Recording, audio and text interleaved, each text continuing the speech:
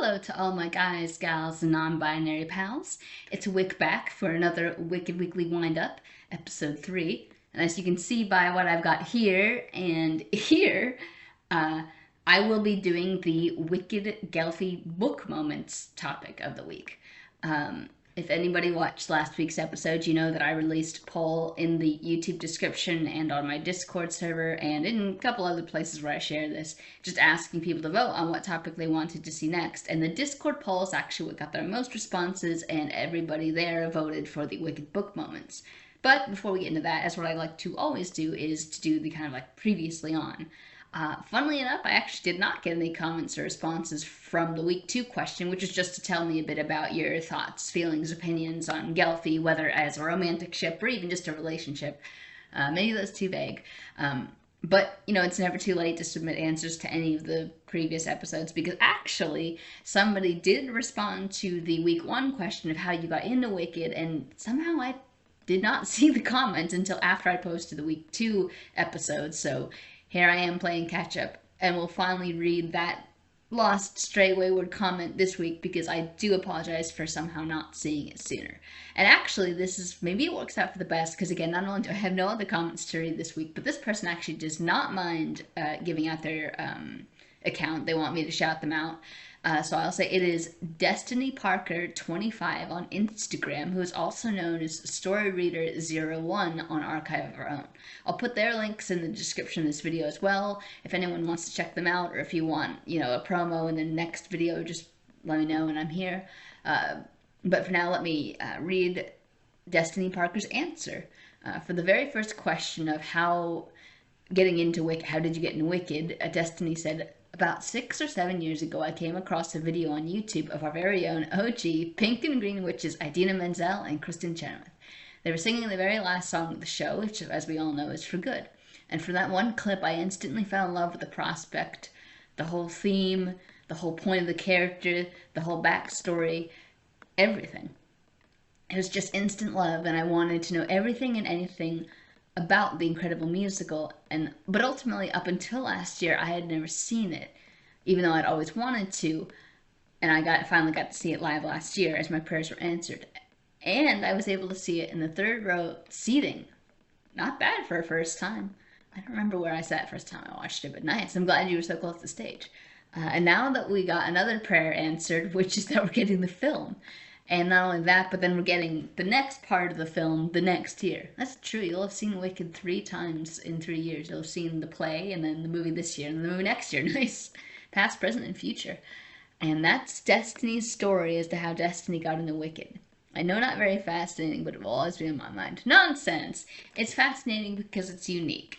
Although it is funny how many people were just like, oh, we accidentally heard a song from it, and we're like, what is this? Because I don't remember what my first Wicked song was. I think it might have been Defying Gravity, because I know I also found it through the YouTube algorithm. I just don't remember what I found first. I was probably basic though, and it was probably Defying Gravity.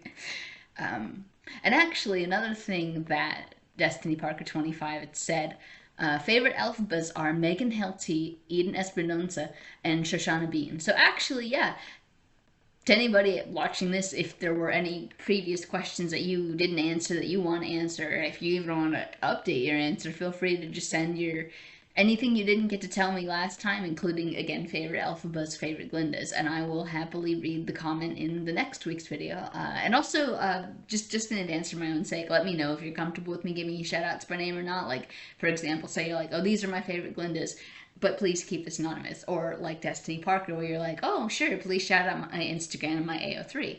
I'm always happy to do that for you guys. But that's it for the previously on. So next we'll kind of be getting into the heart and soul of this week's episode, and that'll be reading a little bit out of this. It was beautiful hair, in an odd, awful way, with a shine like the pelt of a healthy Gelphie. Black silk, coffee spun into threads, night rain. Galinda, not given to metaphor on the whole, found Elphaba's hair entrancing, more so because the girl was otherwise so ugly. Now, I just had to choose that because not only was it one of the first Gelphie moments, but I love how Galinda basically straight up calls Elphaba pretty, but also because she's ugly, and I'm like, I don't know, that just always makes you laugh. And that was on page 73, by the way, of this particular copy, if anyone wanted to follow along.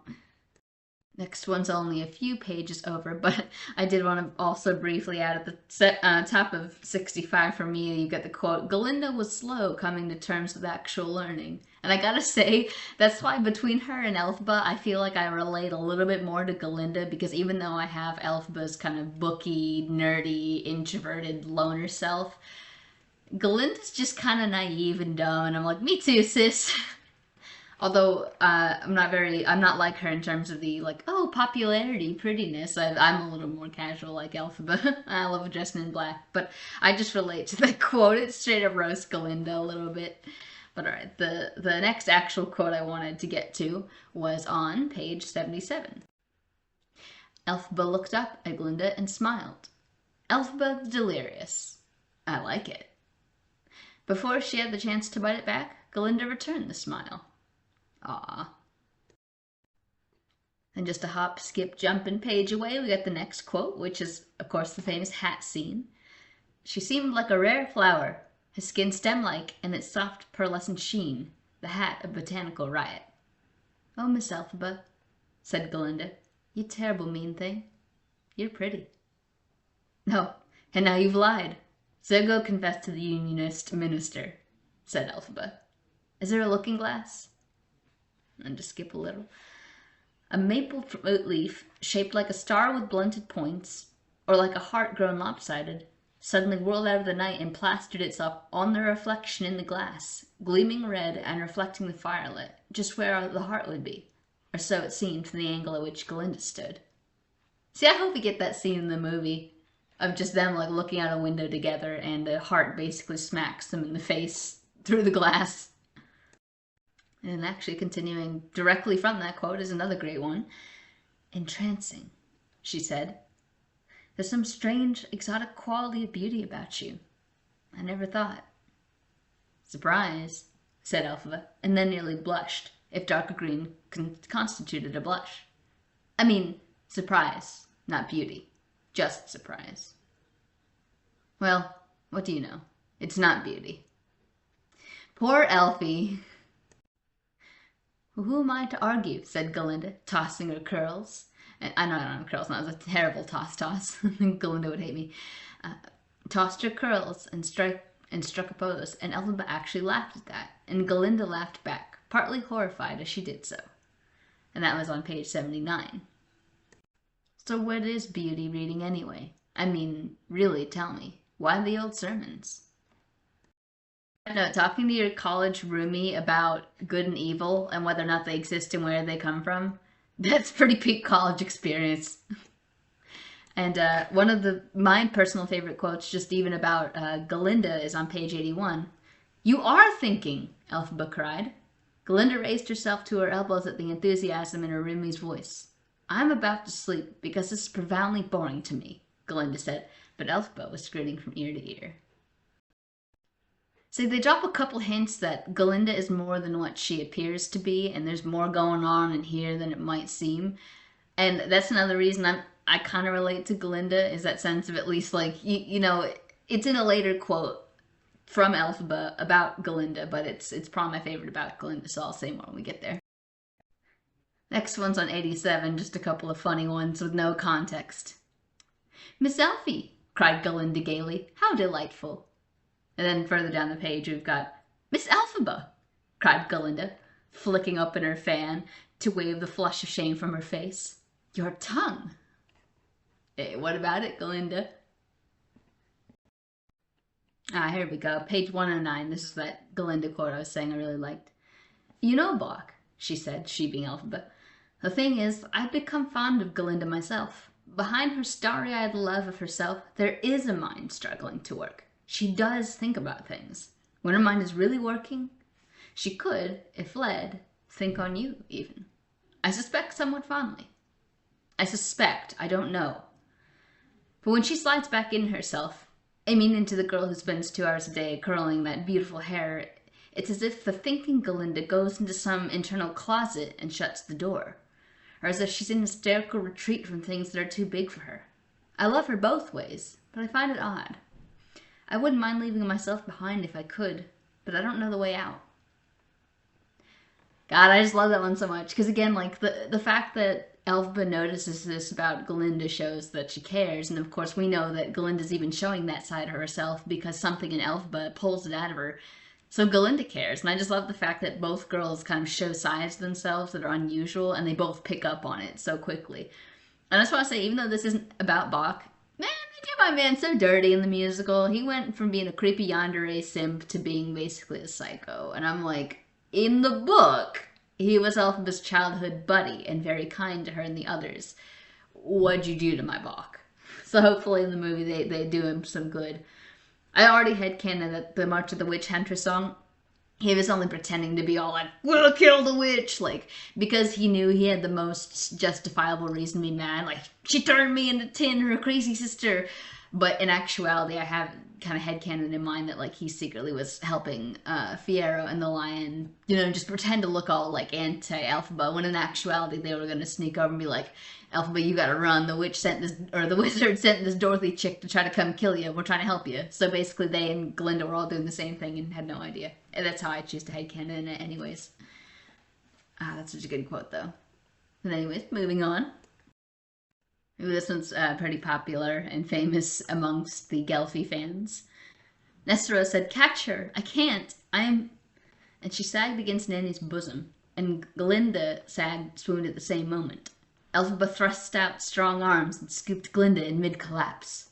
Glinda didn't really lose consciousness, but the uncomfortable physical nearness of the hawk-faced Elphaba after that undesired act of desire made her want to shiver with revulsion and purr at the same time. Steady on, girl, not here, said Elphaba. Resist, come on. Resist was just what Glinda didn't want to do.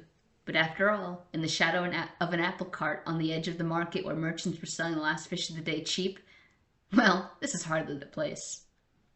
Tough skin, said Elphaba, appearing to pull words from the back of her throat. Come on, Glinda, you've got better brains. Come on. I love you too much. Snap out of it, you idiot. Well, really, she said as Elphaba dumped her on a heap of moldy packing straw. No need to be so romantic about it. But she felt better, as if a wave of illness had just passed. Huh, gay? And this one, just a few pages away on 169, is another famous one, albeit short. In a single lumpy bed, they huddled together for warmth and encouragement and, Glinda told herself, protection. And there was only one bed. Glinda would start as if from a frightful dream and nestle nearer to Elphaba, who seemed at night never to sleep. In daytimes, the long hours spent in poorly sprung carriages, Elphaba would nod off against Glinda's shoulder.